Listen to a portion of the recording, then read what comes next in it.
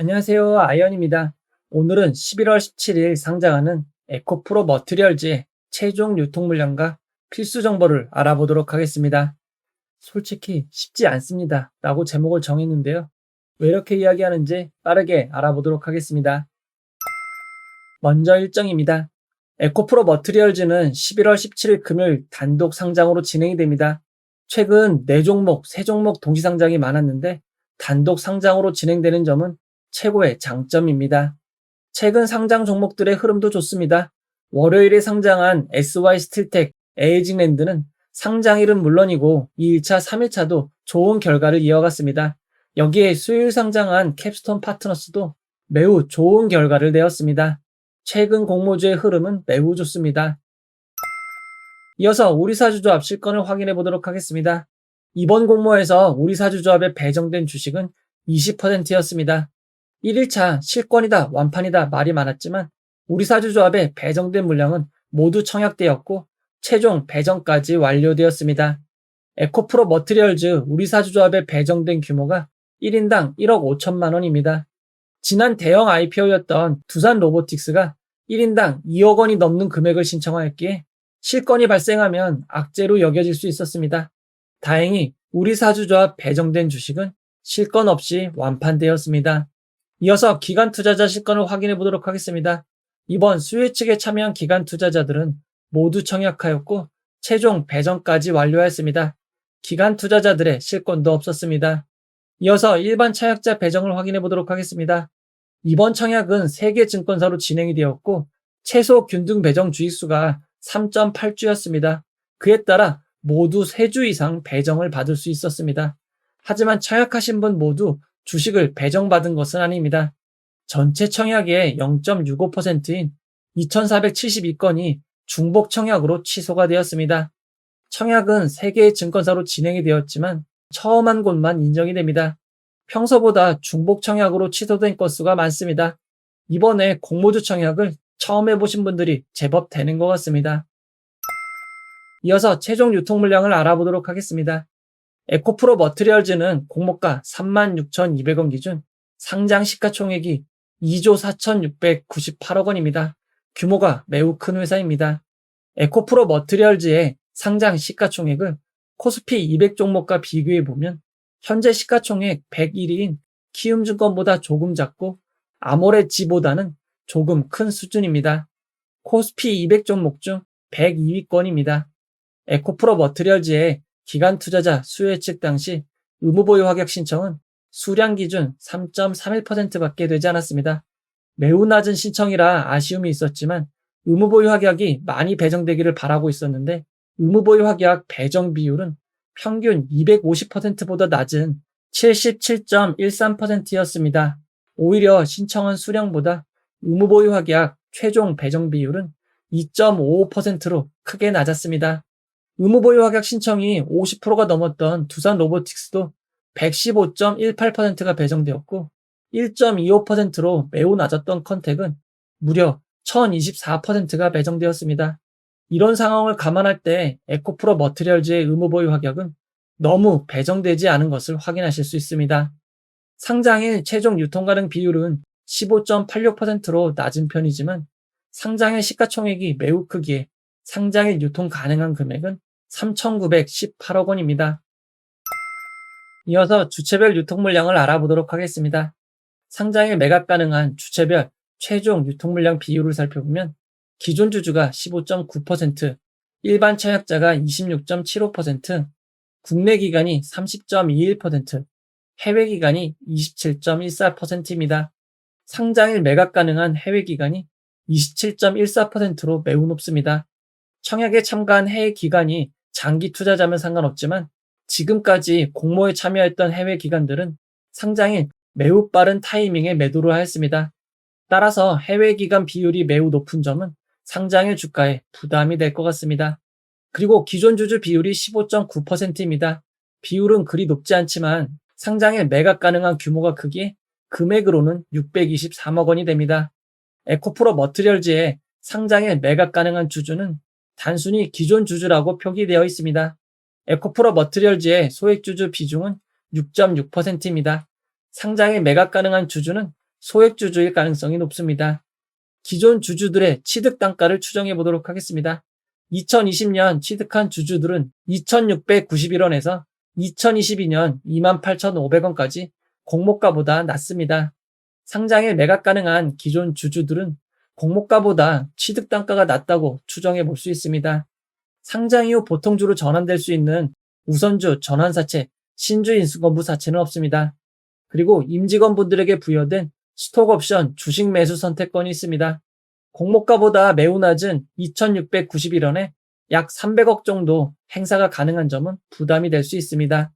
에코프로 머티리얼즈의 상장일 유통금액을 2023년 상장 종목들과 비교해보면 ALT, 컨택, 두산 로보틱스보다 많고 파두보다 적은 수준입니다. 에코프로 머티리얼즈의 상장일 유통금액은 매우 큰 편이라고 할 수 있습니다. 이어서 에코프로 머티리얼즈 3분기 실적 발표를 알아보도록 하겠습니다. 지난 11월 9일 파두는 3분기 매출 실적을 발표했습니다. 올해 8월에 상장한 파두는 올해 매출을 1,203억 원으로 추정하였지만 3분기 매출은 놀랍게도 3억밖에 되지 않았습니다. 추정과는 너무 큰 차이가 나는 매출을 올린 것입니다. 그에 따라 주가는 큰 폭으로 떨어지고 있습니다. 에코프로 머티리얼즈도 11월 14일 3분기 실적을 발표했습니다. 발표된 실적은 조금 실망스럽습니다. 에코프로 머티리얼즈의 3분기 실적은 영업이익은 69억 적자이고 당기순이익도 85억 원 적자를 기록하였습니다. 에코프로 머티리얼즈는 성장산업이고 영업이익과 당기순이익이 빠르게 늘어날 것이라고 기대되었던 종목입니다. 생각보다 많이 늘지 않아도 아쉬운데 3분기 실적이 아예 적자를 기록한 것입니다. 에코프로 머티리얼즈는 홈페이지 공지를 통해 자세한 상황을 공유하였습니다. 에코프로 머티리얼즈가 전구체를 만드는 데 필요한 주요 원자재 가격이 급락하고 있습니다. 특히 니켈 가격은 1년 사이 거의 절반 가까이 떨어졌습니다. 회사의 경우 안정적인 원자재 공급을 위해 장기 계약이 필수입니다. 예전 가격이 높았을 때 비싸게 산 니켈 및 원자재로 인해 수익성에 악영향이 있었던 것입니다. 그리고 긍정적인 부분도 함께 공유했습니다. 고가에 구입한 원재료가 모두 소진됐다고 밝힌 것입니다. 다만 아직도 하락이 마무리되었다고 보기에는 이른 점은 주의하셔야 될 것 같습니다. 현재 상황은 미국의 고금리 영향으로 소비자 부담이 커지고 유럽 지역의 친환경 정책이 지연되면서 글로벌 전기차의 시장 성장세는 주춤하고 있는 것으로 파악되고 있습니다. 에코프로 머티리얼즈도 여기서 자유롭진 않았습니다. 그러나 회사는 단기적으로 성장통은 불가피하지만 장기적인 방향성은 여전히 흔들림이 없다고 판단하고 있습니다. 이 점 참고하시면 될 것 같습니다. 이어서 상장의 주가 범위를 알아보도록 하겠습니다. 에코프로 머티리얼즈는 상장의 공모가 36,200원이 기준가격이 되고 상한가 400%는 144,800원, 하한가 60%는 21,750원입니다. 청약하신 분들을 위해 좋은 결과가 있기를 바라도록 하겠습니다. 이제 결론을 내려보도록 하겠습니다. 최근 청약이 너무 많아 어떤 증권사로 진행되었는지 기억하시기 쉽지 않습니다. 에코프로 머티리얼즈는 미래에셋, NH투자증권, 하이투자증권으로 진행이 되었습니다. 청약하신 분들은 어느 증권사에 청약하셨는지 미리미리 확인하시기 바랍니다. 증권사 규모에 비해 실제 배정자가 많지는 않습니다.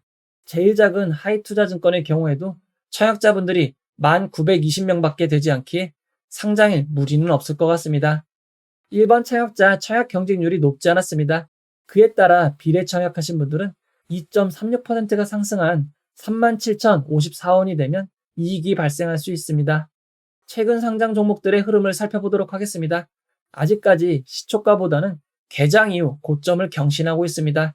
시초가가 고점이 되는 최악의 상황은 아직 오지 않았습니다. 최근 유일하게 공모가를 하회한 종목은 컨택입니다. 컨택은 상장일 유통 물량이 매우 컸고 수혜측 결과가 그다지 좋진 않았습니다.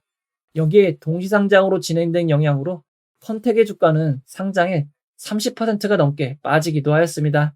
에코프로 머티리얼즈도 상장일 유통 물량이 매우 많습니다. 그래도 희망적인 부분은 있습니다. 에코프로 머티리얼즈보다 상장일 유통 물량이 더 많았던 파두는 상장 직후 주가가 공모가를 하회하였습니다. 하지만 상장 3일차에는 공모가를 회복하였고 상장 7일차에는 46,850원의 고점을 기록하였습니다. 파두의 상장일 초반 거래를 살펴보면 파두의 상장일 저점은 19.35% 하락한 25,000원이었습니다. 9시 10분 저점을 기록하고 9시 50분에는 거의 공모가 근처까지 상승을 하였습니다. 에코프로 머티리얼즈가 꼭 파두처럼 되리라는 법은 없지만 만약 시초 및 초반이 안 좋게 진행되어도 파두의 경우는 기다리신 분들에게 수익을 챙겨준 점이 위안이 될 것 같습니다. 가장 안 좋았던 사례는 WCP입니다. WCP는 상장일 유통 물량이 7,352억이나 되었습니다. 규모가 매우 컸지만 WCP에는 환매 청구권이 있었기에 적지 않은 청약이 몰렸습니다. WCP는 공모가를 회복하는데 무려 9개월이나 걸렸습니다. 2차 전지 화랑 때 공모가를 넘어 87,700원의 고점을 기록한 것입니다. 에코프로 머티리얼즈도 어떻게 될지 모르겠지만 다시 한번 2차 전지 화랑이 오게 된다면 그때 고점을 기록하게 될 가능성이 높습니다. 추가적으로 상장 전일 에코프로와 에코프로비엠의 주가가 투자자분들에게 큰 심리적 영향을 줄 것 같습니다. 두 종목 목요일 주가가 상승으로 마무리되기를 바라도록 하겠습니다. 정리를 해보도록 하겠습니다. 최근 상장 공모주의 흐름이 좋습니다. 여기에 단독 상장이고 우리사주조합 실권이 없는 점은 장점입니다. 하지만 의무보유 가격이 너무 배정되지 않았습니다. 그리고 해외기관의 배정 비율이 27.14%로 매우 높은 점이 단점입니다. 상장에 매각 가능한 기존 주주가 약 623억 원이고 상장일 유통금액 규모가 매우 큽니다. 상장 전에 발표한 3분기 실적에 따르면 영업이익은 적자로 전환되었습니다.